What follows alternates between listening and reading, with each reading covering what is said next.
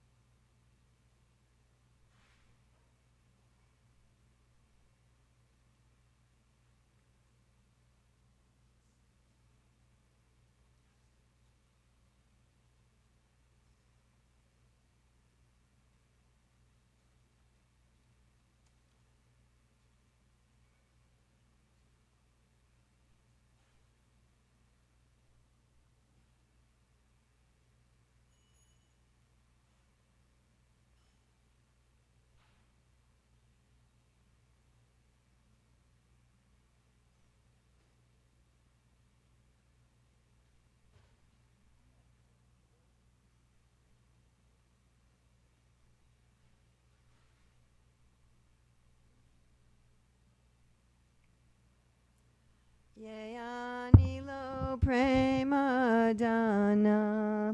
Karuna Prachur.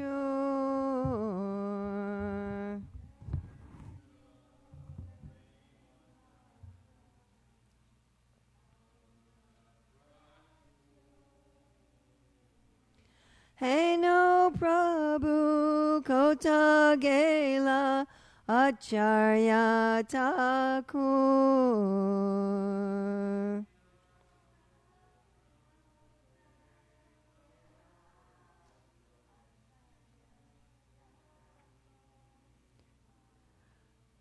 Kaha Mora Swarup Rupa Kaha Sanatan.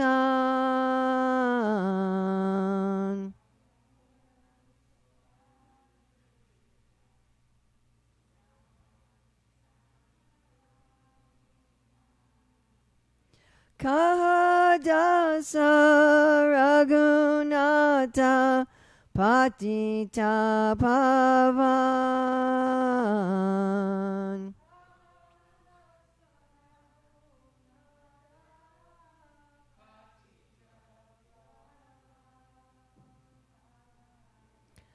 Kaha Morabhata Yuga Kaha Kaviraj.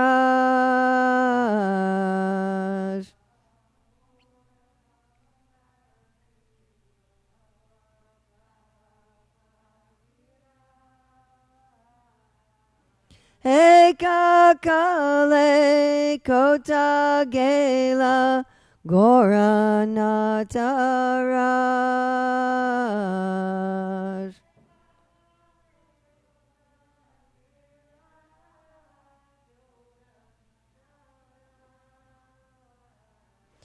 Pasane Kutibo Mata Anale Pashibo.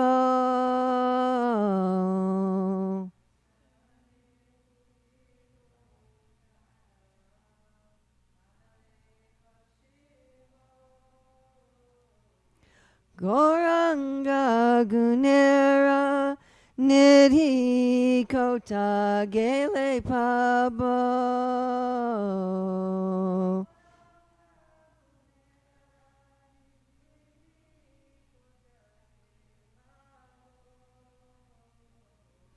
Se Saba Sangira Sange Ye Koi Lo Bilas.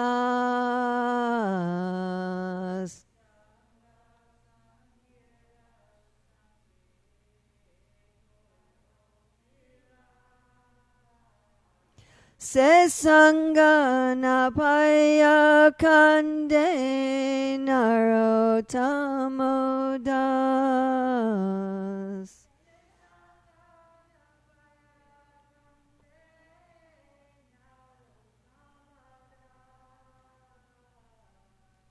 He who brought the treasure of divine love and who was filled with compassion and mercy Where is such a personality as Srinivasacharya gone?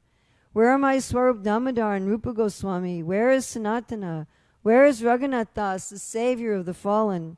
Where are my Raghunath Bhatta and Gopal Bhatta? And where is Krishna Das Kaviraj? Where did Lord Gauranga, the great dancer, suddenly go? I will smash my head against the rock and enter into the fire. Where will I find Lord Gauranga, the reservoir of all wonderful qualities? Being unable to obtain the association of Lord Gauranga, accompanied by all of these devotees, in whose association he performed his pastimes, Narottama Das simply weeps. Jayam Vishnupad Paramahamsa Parivrajacharya Asatara Satashri Srimad. His Divine Grace A.C. Bhaktivedanta Swami Maharaj Prabhupada Ki Jai. ISKCON founder Acharya Srila Prabhupada Ki Jai. Anantakoti Vaishnava Vrinda Ki Jai. Namacharya Srila Haridas Thakur Ki Jai. Prem Shri Kaho Shri Krishna Chaitanya Prabhu Nityananda Shri Advaita Gadadhar Shivasadi Gaur Bhakta Vrinda Ki Jai. Shri Shri Radha Krishna Gopinath Shai Mukunda Radha Kunda Giri Govardhana Ki Jai. Vrindavan Dham Ki Jai, Mathura Dham Ki Jai, Navadvip Mayapur Dham Ki Jai, Jagannath Puri Dham Ki Jai, Gangamai Jamuna Devi Ki Jai, Bhakti Devi Ki Jai, Tulsi Maharani Ki Jai, Samaveta Bhakta Vrinda Ki Jai, Gaur Premanande. All glories to the assembled devotees, all glories to the assembled devotees, all glories to the assembled devotees. All glories to Sri Guru and Gauranga, all glories to Srila Prabhupada, Nama Om Vishnupadaya, Krishna Prastaya Bhutale, Srimati Bhaktivedanta Swami Niti Namane, Namaste Saraswati Deve, Gauravani Pacharane, Nirvisesa Sunivadi Bhaskatyade Satarane, Vandeham Sri Guru Sri Yuta Padakamalam Sri Gurun Vaishnavamscha, Sri Rupam Sagrajatam Sahagana Raghunatham Vitam Tam Sajivam, Sadvaitam Sadvadutam Parijana Sahita Krishna Chaitanya Devam Shri Radha Krishna Padam Sahagana Lalita Shri Vishakam Vitamscha Manchakalpatu Bishaki Pasindabiya Bhatapati Chanan Pavanavyo Vaishnavebu Namo Namaha. So it is the 13th of July in Hillsborough, North Carolina, and we're going to, today is Lokanath Goswami's disappearance day, so we'll read a little about Lokanath Das Goswami, and then we'll read from Srimad Bhagavatam, Canto 10, Chapter 18, Text 12. Lokanath Goswami was born in the village of Takari in Bangladesh as the son of Sri Padmanana Bhattacharya and his wife Sri Sita Devi. His father was a devoted follower of Advaitacharya, who was very fond of him. His younger brother was Pragalpa Bhattacharya. His descendants are still residing at Talkari. From his childhood, Lokanath was disinterested in worldly affairs.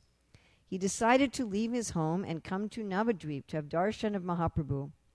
Shri Gaurasundar very lovingly embraced Lokanath and instructed him to go to Vrindavan as soon as possible. Lokanath could understand that Mahaprabhu would renounce his family life in a few days, and he was aggrieved at this. Mahaprabhu consoled him and told him that they would meet again in Vrindavan. With tears flowing from his eyes, Lokanath offered his obeisances to Mahaprabhu. The Lord embraced him, and after explaining some hidden truths to him, again instructed him to go to Vrindavan. Thus, Lokanath, after surrendering himself at the lotus feet of Mahaprabhu, set out for Vrindavan, and he never again went home. He went to tour the holy places and then finally came to Vrindavan. Meanwhile, Lord Chaitanya took sannyas and went to Jagannath Puri. After some time, when Lord Chaitanya went on his tour of South India, Lokanath, having received this news, also went to the south, where he did not meet up with Mahaprabhu. Then Lord Chaitanya went to Vrindavan. Lokanath followed him there. But by the time that he reached Vrindavan, Lord Chaitanya had already left for Prayag. Do you ever feel like this in your bhakti? Right? Well, let me go, and then you go there, and it's like you missed it. You keep missing it. Huh? Lokanath was extremely sad. He decided to go the next morning for Prayag. In a dream, Lord Chaitanya came to console Lokanath Das Goswami and requested him to stay at Vrindavan. Thus Lokanath remained in Vrindavan, not wanting to neglect his order. He stayed alone, his presence unknown to everyone. But after some days, he met the dear disciples of Lord Chaitanya, Rupa, Sanatan, Gopal Bhatta, Bhugarba, and others. They were all very affectionate to each other. Amongst the Goswamis, Lokanath was the oldest. He was always intensely absorbed in loving ecstatic mellows. He used to visit the many places of Krishna's pastimes, and in this way was always absorbed in intense ecstasy. He came to the bank of Kishori Kund and remained there for some days. He wanted to be able to worship a deity, and Krishna presented a deity form called Radha Vinod. Having received this deity, Lokanath looked up to see who had brought him, but nobody was there. Seeing Lokanath absorbed in thought, the deity of Radha Vinod laughed, "Who would have brought me here? I have come myself. I live here on the banks, and this is my village. Now please give me something to eat."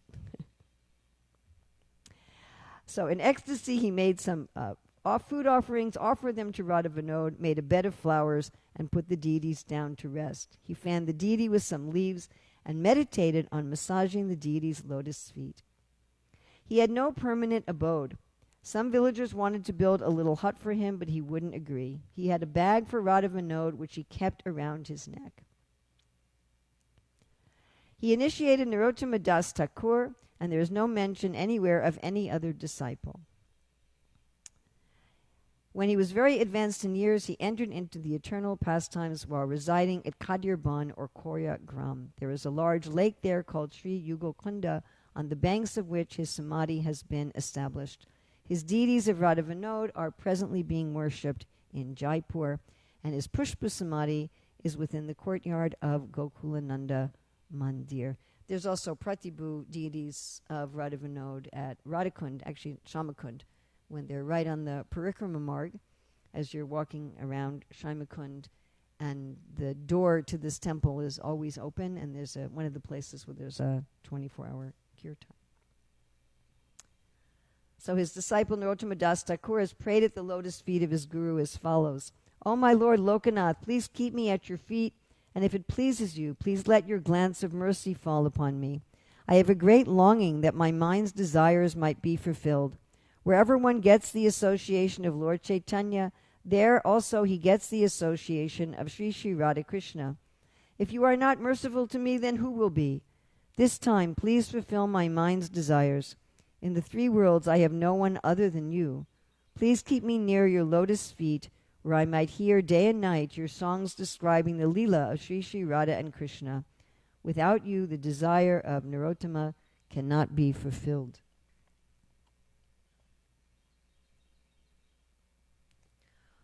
Om Namo Bhagavate Vasudevaya.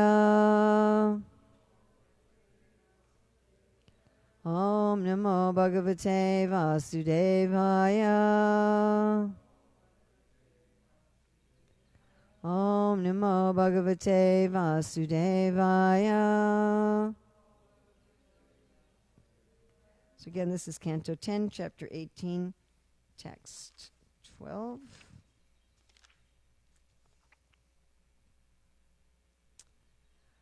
Brahmanar Laganayar Shepire Aspotana Vikarshanai Chikrida Turniyudena Kakapaksha Darau Quachit. Please chant.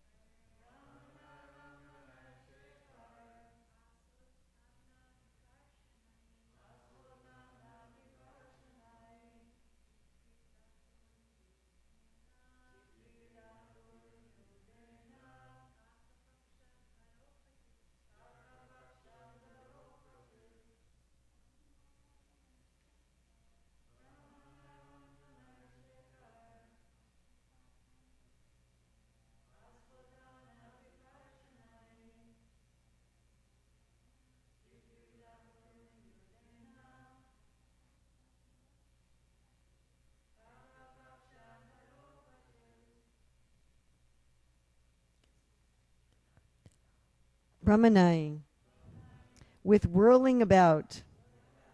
Langanai, jumping. Kshepai, throwing. Aspotana, slapping. Vikarshanai, and dragging. Chikridatu, they, Krishna and Balaram, played. Niyudena, with fighting. Kakapaksha, the locks of hair on the sides of their heads.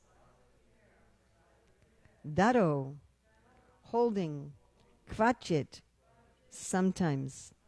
Translation: Krishna and Balaram played with their cowherd boyfriends by whirling about, leaping, hurling, slapping, and fighting. Sometimes Krishna and Balaram would pull the hair on the boys' heads. Ah! Purport. The Acharyas have explained this verse as follows. The word Brahmanai indicates that the boys, pretending they were machines, would sometimes whirl about until they became dizzy. Didn't we all do that? Yeah, there were even whirling machines in the playground, right? Once you become an adult human, that doesn't work very well. They would also sometimes jump about, langanai. The word shepai indicates that sometimes they would hurl objects like balls or stones, and that sometimes they would grab each other by the arms and throw one another about. Ashpotana means that sometimes they would slap one another's shoulders or backs, and vikar shanai indicates that they would drag one another about in the midst of their play. By the word niyudhena, arm wrestling and other types of friendly fighting are indicated, and the word kaka paksha daro means that Krishna and Balaram would sometimes grab the hair on the other boys' heads in a playful manner.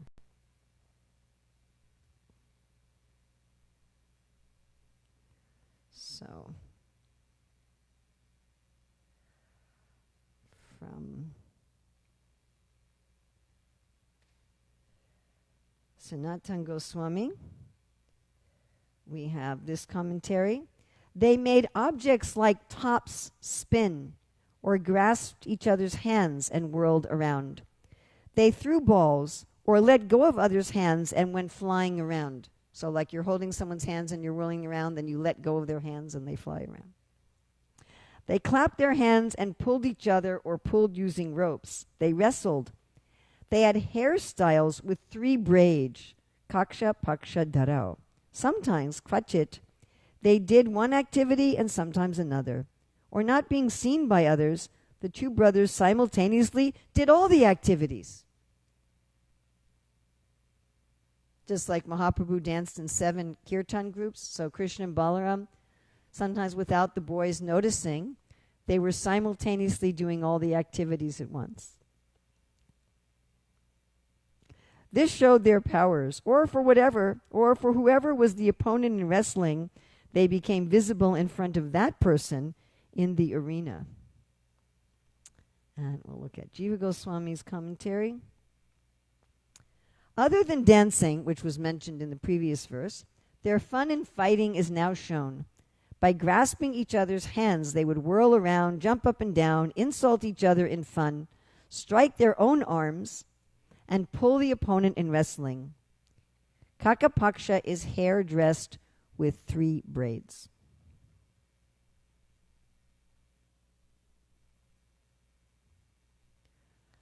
So here we have some of the glories of Vrindavan. We can understand why Lokanath Goswami wanted to live in Vrindavan. Yes. So who understands God like this? And we think of why we've come to the Krishna consciousness movement and why we stay in the Krishna consciousness movement. A lot of it, I think, is because Krishna is so wonderful, isn't it? Right? And people have asked me sometimes, why do you stay in Krishna consciousness? Why did you come to the Krishna consciousness movement, and why did you stay? Why do you stay? And my answer is because of Krishna. In most of the world, most religions hardly know anything about God, isn't it? He's great. He's powerful. Sometimes they say he's angry, he's jealous. I mean, the Bible talks about God being, a column of smoke and a column of fire, a burning bush that's not consumed. And the small descriptions of the form of God, like in the Song of Solomon, they say, oh, that's all poetry. That's just metaphorical poetry, or where it says Moses saw God face to face, like a friend speaks with another friend in Exodus. And they say, well, but there's another place in the Bible that says no one has seen the face of God, so maybe that's just metaphor. And as I say, the only description is in the Song of Solomon. What does the Lord look like? Eyes like a dove. And they think, oh, that's poetry. But what does God do? I mean, what does he do? When I was very new in ISKCON, and I was out distributing Srila Prabhupada's books in O'Hare Airport, so one of the main things that convinced me to stay in ISKCON, take initiation, was I would talk to other people in the airport, and I could always defeat them philosophically, even though I'd only been following Krishna consciousness for a very short period of time. And I remember this one couple, they said, well, we're Christians, we're going to heaven. And I said, what will you do there? They said, we'll do the same thing we're doing now. I'm like, you're going to watch TV and go to McDonald's? What do you think you're going to do in heaven? Or just some clouds where everybody's singing, Gloria, Gloria. Wouldn't that get boring? Just sitting up in the clouds. Gloria, Gloria. Or, the Jewish rabbis say you go to the heaven and you just study the Torah. You just study the Bible forever. But here we're finding the Lord, he's a child. Isn't that astonishing that God is a child? And he gets away from all the other adults, and they're pulling each other's hair and slapping each other around. This is what little boys do, regardless of all the propaganda that boys and girls are exactly identical. Most little girls don't play like this. Some, but not most don't. But this is the kind of thing that little boys enjoy doing, especially if there's no adults around to stop them. They slap each other, they wrestle each other, they pull each other's hair, they whirl each other around. You're saying whirling each other around, letting go of their hands, isn't that dangerous? But they like to do dangerous things. They like that. The greatest risk group in the world is young men, like for car accidents or whatever, because of course, there are individual exceptions, speaking in general. But the Lord likes to do this. He likes to be a child. He's the father of everyone, and everyone's worshiping him as the father. And he's so responsible. And this is the big thing that happens to us when we become adults. We become responsible. It's funny when you're a human child, you're thinking, I can't wait till I'm an adult and nobody will tell me what to do anymore and I can have my own life. And you don't realize that means you have to become responsible. You can't just play all day. So, Krishna does that. He's the responsible father, maintaining everything. Pasyanti panti kalayanti chiranti ganti. He's maintaining billions of universes and unlimited Vaikuntha planets, uncountable living entities, organizing everybody's intricate karma. And he also likes to be a kid who doesn't have anything to do but play and can get away from all the adults and go into this scary forest. Isn't that what kids want to do? Get away from the adults and go into the woods and play with their friends. So that's what they're doing. Without a care. In his ultimate abode, Krishna's not the king. Nanda's the king. It's his problem. Right? Like, I'm very happy to let Leela Shakti be the temple president. You know, sometimes people will come to me, what do you think about this problem, that problem? I say, that's not my monkeys, not my circus. That's her monkeys and her circus. I'm really happy, like, wow, I don't have any responsibility anymore. I used to have a lot of responsibility here, but it's like, wow, I don't anymore. Jai. Sometimes Krishna Priya and I will say that. She's like, I'm not the temple president anymore. I'm not the head pujari anymore. So Krishna goes to Vrindavan and he's like, I'm not God anymore. Yay. Vishnu's doing that in Vaikuntha. Nanda Maharaj is worrying about everything.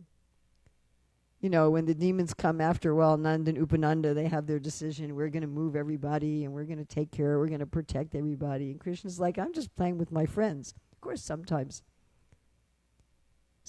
like with Govardhan Leela, everybody comes, Krishna, save us, or right, with the forest fire. But even then, Krishna keeps his mood that I'm just a child. And even here, when, you know, nobody's noticing and he expands, he and Krishna and Balaram expand and do everything simultaneously, they keep this mood that I'm just a child. And not just a child, but a cowherd boy, village boy. Krishna doesn't even go to school until he gets to Mathura. I mean, every child's dream, right? I don't have to go to school. I just go out in the woods. I mean, they're taking care of the calves or the cows. And they're playing as a little wild. Yeah. They're playing as a little wild. If the adults were around, the adults would probably stop them. Say, what are you guys doing? Slapping each other, pulling each other's hair. Stop that. Don't do that. But no one's around. And of course, this is all Krita. It's all play. It's all play. It's although the word yuddha, fighting, is here, it's play fighting. Yes. So, and the Krishna is doing this eternally in so many different activities, an unlimited variety of activities. Like we hear, Srimati Radharani never cooks the same thing twice. So the boys are also playing this unlimited variety of games. It's not like, oh, we've played that one already. You know, we're bored of that. But they're always thinking of new games. And it's just simply joyful. So there are many associates of Mahaprabhu, especially associates of Lord Nityananda, who are also cowherd boys. Right? Sometimes we just focus on the gopis. And Maharaj was saying the other day, the Goswamis are all Manjari gopis. But also many of the associates of Lord Chaitanya are cowherd boys. And definitely many people in our Krishna consciousness movement will find that they are also cowherd boys in Krishna's Leela. And of course, there's also, they're not all cowherd boys like Madhu Mangal. He's a Brahmana. He's from the Brahmana community, but he hangs out with the cowherd boys. Right? And he's always eating a lot and giving Krishna blessings. And he says, just by my blessings, you've lifted Govardhan Hill. And if you give me more ladus, I'll bless you so that Radharani will be happy with you today. Krishna says, oh, give him more ladus, give him more ladus. So Vrindavan is the real shelter.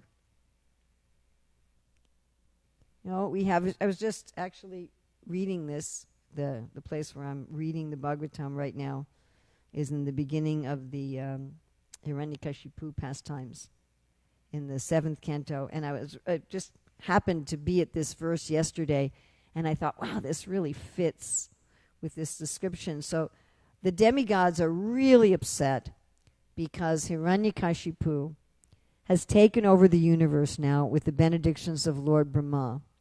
He doesn't let them get any offerings. All the yagyas, he keeps all the offerings for himself. I'm sure we've all met people like that, right? Take everything for themselves. Take all the paneer out of the sabji.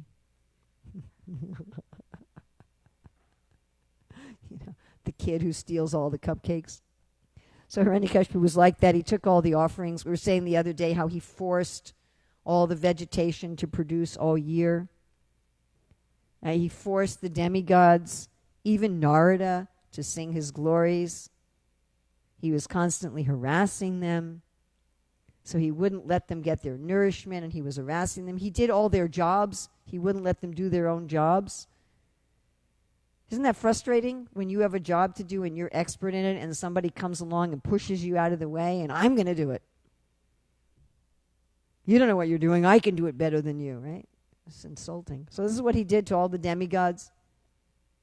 Pushed them out of the way. Took over their abodes. Took over their gardens.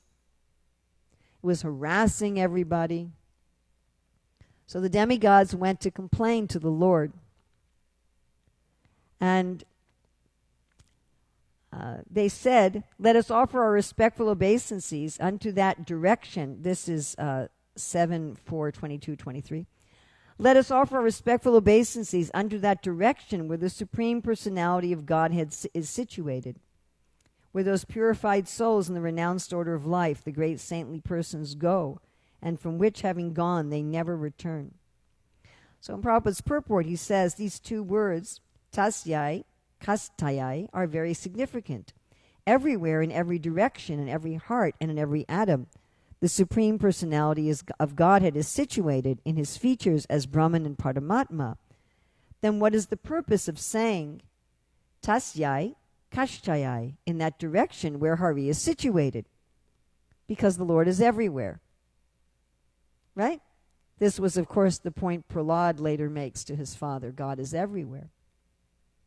During Hiranyakashipu's time, his influence was everywhere, but he could not force his influence into the places where the Supreme Personality of Godhead had his pastimes. For example, on this earth there are such places as Vrindavan and Ayodhya, which are called Dhammas. In the Dhamma, there is no influence from Kali Yuga or any demon. If one takes shelter of such a Dhamma, worship of the Lord becomes very easy, and resultant spiritual advancement quickly takes place. So this place of Vrindavana is a dham, and even on this earth, the manifestation of Vrindavan is a dham, where one can find shelter. There's always so many demons, yes? Even now in 2020, we have many people appearing to be scientists or politicians or business people or artisans who are actually demons, isn't it? Who are promoting a demoniac agenda. Ishwaraham, aham, bhogi, siddham. Yes, do we have people like this? Definitely. And do we have the influence of Kali Yuga? Are we experiencing the influence of Kali Yuga? So sometimes we want shelter from this. Sometimes we want shelter. It's like, can I get away from all the demons in Kali Yuga for a while? Like if it's pouring rain. Right? Mars was speaking the other day about the rainy season, how he was walking around Govardhan and the sky opened up like buckets and the water was instantly up to his chest. I had that experience at Radhakund in the rainy season, that the water was up to my knees in like 2 seconds. So sometimes we want shelter. And the shelter is found in the Dham, in Krishna's Leelas. Now there are eternal Dhams, like Vrindavan and Mayapur, that's explained that even when the universe is destroyed, those places remain. They're not really part of the material universe. They look like they're part of the material universe, but they're not. Then there are other places called tirthas. A tirtha is where it's a crossing place, a narrow place where you can cross over a river. You can think of it like a portal. Or you can think of it like if you get, Wi-Fi on your phone or your computer, or you get a hotspot for your data on your phone, then you can connect to people in other places, correct? Right? You get to a spot. Oh, I got 5 bars. Now I can connect. Or I have Wi-Fi. Now I can connect. I mean, in every culture, there's stories of portals to other realms. And Bhagavatam talks about how there's ways to get to there's certain places on this planet where you can get to other planets. So we can also establish a portal to the spiritual world. We can take a place that's not a dham, and we can make it into a tirtha, where you connect with a dham. You can think of this also like an embassy. If you go to the American embassy in Argentina, as soon as you walk into that American embassy, you're considered to be in America.